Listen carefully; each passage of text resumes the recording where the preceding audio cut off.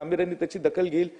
अध्यक्ष महोदय, आज जयंतराव पाटील साहेब इथे प्रश्न विचार उत्तर मिळालं नाही, वाळव्याचे आमदार इथे उपस्थित आहेत, त्यांनी हे खातं सांभाळलंय। त्यांनी अध्यक्ष महोदय एक योजना त्यांच्या मतदारसंघात राबवली होती 80 आणि 20% त्यातले 10% 80% हे शासन त्याला सबसिडी देणार होतं, 10% सहकारी संस्था, 10% शेतकरी। पण आदरणीय मंत्री महोदय साहेब, ह्याला कोट्यवधी रुपयाचा खर्च आहे।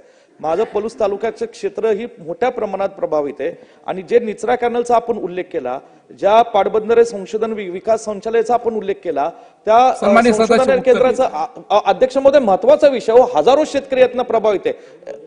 फक्त त्या संशोधन संचालनाचं काम पुन्हा सुरू झालं पाहिजे, त्यांनी पुन्हा संशोधन करून त्याचा रिपोर्ट सादर करून त्याची एक स्वतंत्र बैठक मंत्री महोदय आपण घ्यावी आणि ह्याला निधीची तरतूद तातडीने करावी। आज जयंतराव पाटील साहेब इथे प्रश्न विचार उत्तर मिळालं नाही, वाळव्याचे आमदार इथे उपस्थित आहेत, त्यांनी हे खातं सांभाळलंय।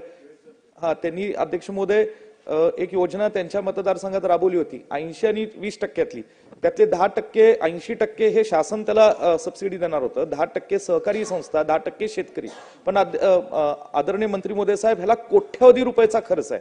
माझं पलूस तालुक्याचं क्षेत्र ही मोठ्या प्रमाणात प्रभावित आहे आणि जे निचरा कॅनलचा आपण उल्लेख केला, ज्या पाटबंधारे संशोधन विकास संचालनाचा आपण उल्लेख केला, त्या संशोधन केंद्राचा अध्यक्ष महोदय महत्वाचा विषय, हजारो शेतकरी यातनं प्रभावित आहे।